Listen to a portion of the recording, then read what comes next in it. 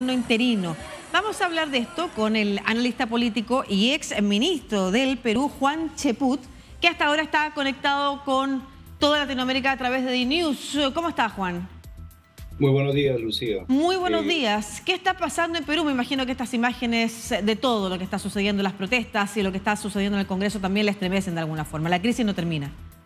Por supuesto, no termina la crisis, eso es acertado. Y por otro lado, quisiera complementar lo que ha señalado. La señora Dina Boluarte fue elegida en una plancha conformada por miembros que estaban vinculados al Partido Comunista. Y lo que estamos viendo en pantalla es a que las bancadas llamadas de derecha son las que le dan el soporte ahora a la señora Dina Boluarte. Eso indiscutiblemente genera indignación no solamente en las fuerzas políticas que la llevaron al poder, sino en sectores de la población que optaron por otro tipo de programa o por otro tipo de propuesta. Entonces ese es un incentivo adicional para la violencia a lo que está pasando. Es cierto, la señora es vulnerable en estos momentos, no tiene una bancada específica, como también es cierto que su popularidad viene cayendo.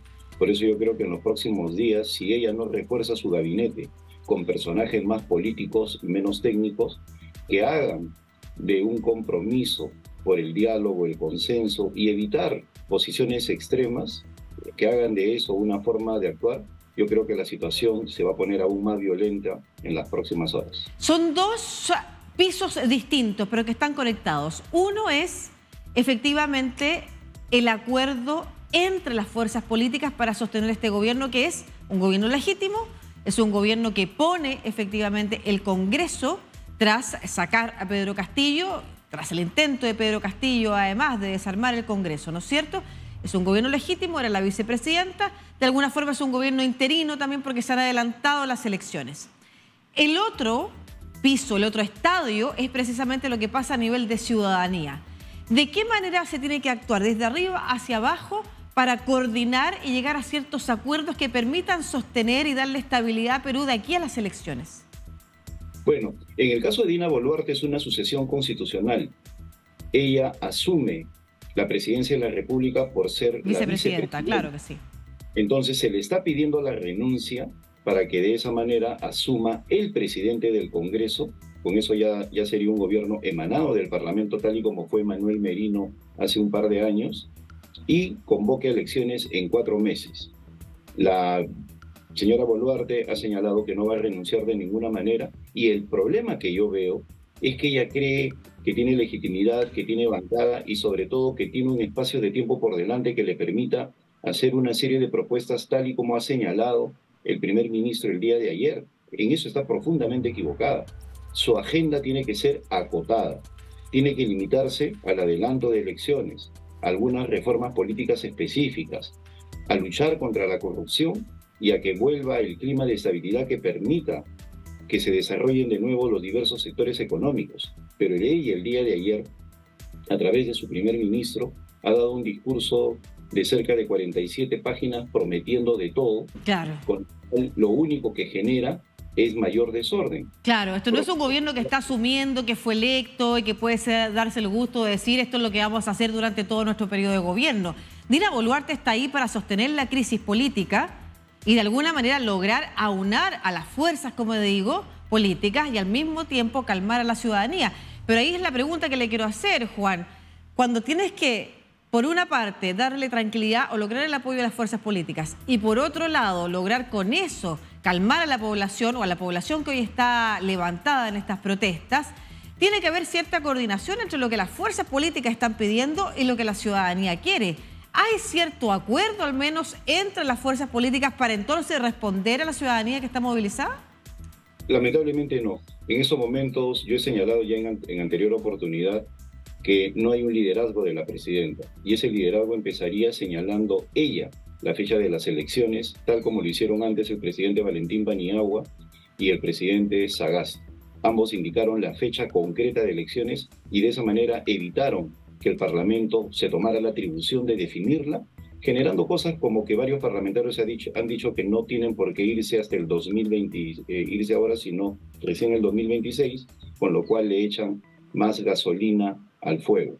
Claro. Entonces, la única manera es que ella asuma un liderazgo, una agenda concreta que permita que intervengan organizaciones, instituciones como la Iglesia o la Defensoría del Pueblo, porque lamentablemente ni los ministros ni los congresistas tienen representatividad. Yo ayer Claro. conversaba con periodistas y dirigentes de Puno y no aceptaban la intermediación ni de ministros ni de los parlamentarios de la propia De la región. zona, claro. Entonces, ante ello, lo único que queda es buscar otros elementos, que podrían ser la Iglesia Católica, aceptada por todos, sobre todo en Puno, una región profundamente católica, o la Defensoría del Pueblo. Pero no hay esa iniciativa de parte del gobierno. ¿Y por qué no? Yo creo que ellos están apostando por un lenguaje fuerte que consideran que eso les va a dar a ellos una posición mucho más válida ante sectores como los de la llamada derecha peruana, y lo único que están generando es mayor polarización. El mensaje del día de ayer del primer ministro ha carecido de toda autocrítica. Ha obtenido la confianza para seguir adelante y eso, en lugar de significar una fortaleza, es una debilidad, pues en estos momentos hay varias regiones en el Perú que están indignadas con ello. Dicen cómo es posible que un gabinete responsable de 44 muertos con tendencia a seguir subiendo pueda haber obtenido la confianza. Al no haber un costo político, por lo menos la cabeza de un par de ministros o un mea culpa de parte del señor Alberto Tarola, pues simplemente la población se está indignando y va a tener en ello el estímulo como para reanudar las marchas. Protestas, efectivamente.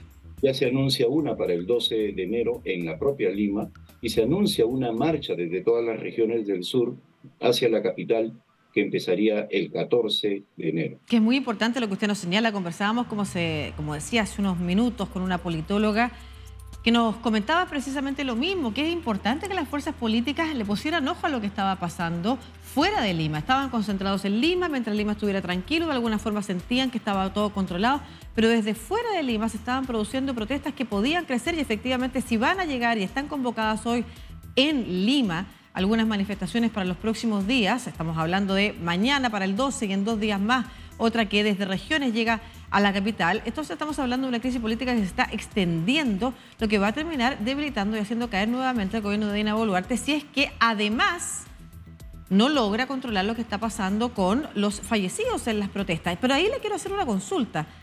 Dina Boluarte acaba de asumir la presidencia en medio de una crisis política. Es impresentable que haya más de 40 muertos en las protestas. Por supuesto que sí es impresentable. Pero ¿se puede hacer a ella responsable judicialmente, por ejemplo, después de estas muertes? ¿Cómo podría responder el gobierno de Dina Boluarte ante los fallecimientos? ¿A quién le tiene que pedir explicaciones? ¿A quién tiene que mandatar? ¿Cómo funciona ahí la institucionalidad peruana? Bueno, en estos momentos la Fiscalía de la Nación ya empezó una indagación acusando a la señora Dina Boluarte, al primer ministro y a otros funcionarios de genocidio y de un uso excesivo de la fuerza. Si bien es cierto, es una indagación preliminar, tiene asidero en la ley, pues como tú bien has señalado, es impresentable que haya más de 40 muertos. Entonces, eso también debilita la posición jurídica de la presidenta, pues la coloca en un plano extremo de un uso indebido de la fuerza por carecer de autoridad política o por errores como el siguiente. Ella en una entrevista en el diario La República durante el fin de semana criticó al director nacional de inteligencia, Juan Carlos Liendo, por llamar terroristas y exagerar en su posición que en las zonas del sur había gran movimiento. Dijo, ni todos son terroristas ni la situación está así, y lo despidió públicamente. Días después se ha comprobado que lo que señalaba el director nacional de inteligencia era correcto, pues lo que hemos visto en estas últimas horas corrobora lo señalado en sus informes. Entonces, errores de ese tipo. Perdón, ¿a qué se refiere con corrobora lo señalado en los informes? Si pudiera precisarnos un poquito más de eso. Bueno, en la entrevista que da la presidenta Boluarte, indica que ella no tiene confianza en el director nacional de inteligencia, Juan Carlos Liendo, porque le señalaba que había terroristas en el sur del Perú y una serie de movimientos en la mayoría de regiones del sur. Entonces ella indicaba, ni todos son terroristas, ni la situación está así tan enervada. Días después sale lo que hemos visto: 18 muertos en un solo día, regiones movilizadas y presencia de sectores ilegales de la economía como el narcotráfico, el contrabando, sobre todo en la zona limítrofe con Bolivia, la tala ilegal, la minería ilegal, y también elementos vinculados a Sendero Luminoso. De todas maneras es importante hacer una precisión, porque precisamente parte de lo que analizábamos también con otros analistas es que no se puede deslegitimar a todo el movimiento social acusándolo de terrorista, porque es difícil llegar a diálogo con eso. Hay parte de la población que se está movilizando y que tiene legítimas demandas o que quiere ser escuchada y que necesita ser de alguna forma representada en alguna mesa de diálogo. De acuerdo, pero lo que señalaba el director de inteligencia cesado es que habían señales de movimientos violentos en el sur y fue cambiado a pocas horas de eso.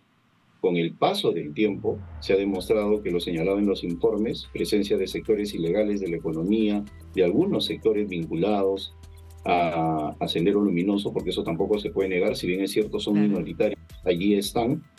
Una forma, un procedimiento terrorista es de quemar policías vivos y eso se tiene que indagar. Han quemado a uno vivo el día de ayer.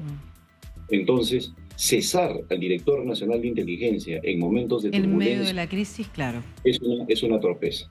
Entonces, ese tipo de cosas, ese tipo de falencias políticas, yo creo que debilitan más a Dina Boluarte, así como no dar la cara.